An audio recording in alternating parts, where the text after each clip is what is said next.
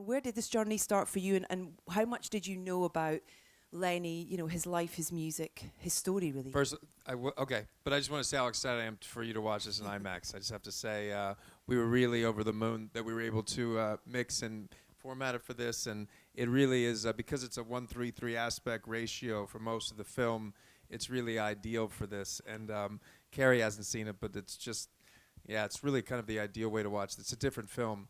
So you'll be the first audience ever, I think, to see it.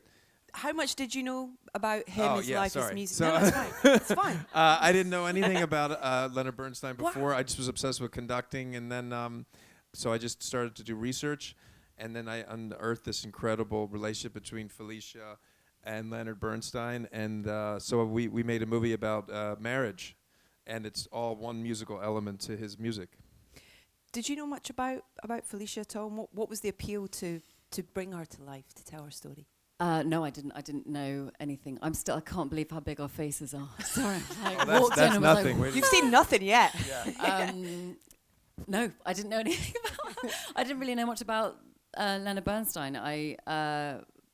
But I knew Bradley, and I knew what an amazing actor he was, and then what an incredible director he was, and the more I learnt about Felicia, the more I was so excited to play her and to be part of this marriage. Their life was so rich of story, and working out what to keep in there and what had to go, sort of thing. That must have been the evolution. itself. Yeah, I mean the evolution of a relationship, and that's why the movie, as you'll see, spans 5 decades. It starts in the 40s and goes into the 80s.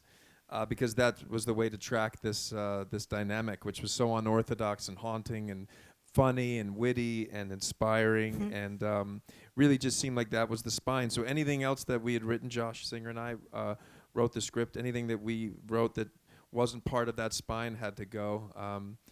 But I hope everything that stayed is what should be there. It feels like this is the movie, and it's all to his music.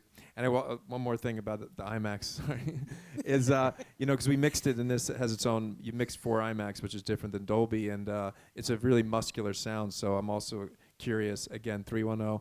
But I'm curious for you to hear. There's a moment in the movie where there's 6 minutes of actual live conducting, which is pretty bonkers to see it like this, and the sound when we were mixing it was very exciting because it's a little bit more in your face here in this IMAX mix. You're going to feel like you're in Ely Cathedral. Hopefully, when that happens. Absolutely, with Bradley conducting as Lenny. Was there a piece of research that was the most important for you in terms of preparation?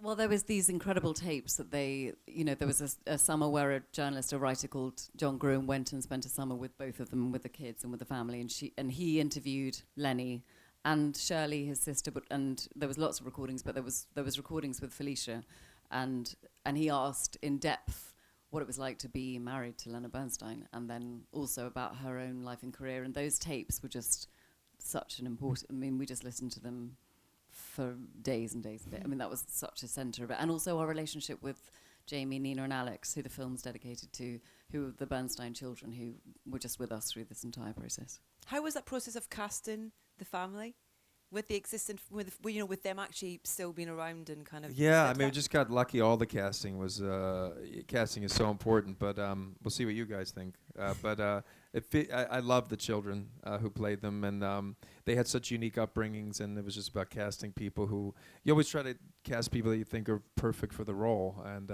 there's a lot of people that, like my best friend plays Aaron Copland. He's my best friend since I was 10 years old. There's a doctor in it who's actually my doctor.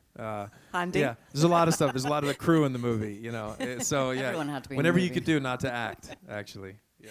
Was there not a favourite moment, but was there a moment that you enjoyed the most of playing this character in the film, would you say, that stands out in terms of memorable? I mean, for me, my shoulders relaxed even more every time Felicia was on film with me. I loved working with this woman, this incredible artist. The truth is, that was the most fun was the scenes with us, which is most of the movie, thank God. Yeah. Well, that's because the tone, the pace of the film is their relationship. It's their conversations, you guys will see, sort of thing. Was that, did you rehearse? How did you find that? Because there's only so much you can put on paper. For years, not necessarily. And we worked on the script, and we would read the script constantly. But we don't really rehearse like on set. Mm-hmm. I create the environment, and it's all sort of dialed. And you'll see there's not really coverage. Everything is like one sort of shot. through different. Everything has its own language. So because of that, we weren't doing many setups at all, and it was just sort of like, here's the landscape, and then we start. And because we'd worked so hard, and there's a melody, there's a musicality to the way they speak, and we recorded sound in such a way that you can overlap dialogue and really create music together, which is what we did the whole film. What did you enjoy most about playing him? Just his, everything. He was awesome.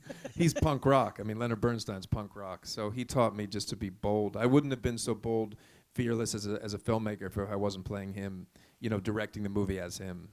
It's so lovely to kind of see the journey from, this is only your second film directing, and kind of just hearing how the energy you have, even talking about it to an audience who haven't seen it yet as well. It's absolutely infectious. That must have been something that you kind of connected with on set with him. Oh, yeah. I mean, it was... and that goes to everyone. That goes to the whole crew. That's the best thing when you have a director that everyone loves and everyone wants to serve the same purpose, which is telling the story. And they loved Lenny and Felicia. And so I think it was... And he led... I mean, he was a man. I mean, for 6 years, it was his entire... it was everything. The focus of all of his work was just getting this exactly as it is now. And I think you can see that. I mean, it's ridiculous. Yeah, it is. And we mentioned the Ely Cathedral thing as well. You're conducting a whole piece to a real orchestra, the London Symphony Orchestra.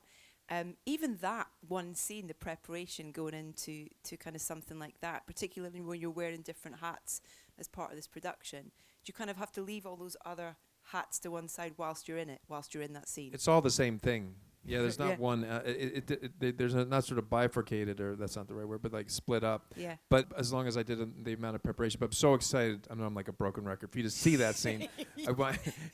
So yeah, see what you think. But yeah, it's hard to talk about, isn't it? When because they haven't seen it. It's right here. It's like just watch the movie. I mean, there's not that many spoilers we can give away, but we kind of we want them to have that experience as well. But I will say this: it's like because sometimes like, did I conduct the orchestra? But we really did. But when I watched it on IMAX, when I watched it when we were doing it, and I saw like this, it was the first time that I even went like, oh yeah, he's actually conducting, because you'll see, you can't, like, you see his eyes conducting the orchestra, not just his body, and you're just like, it's crazy.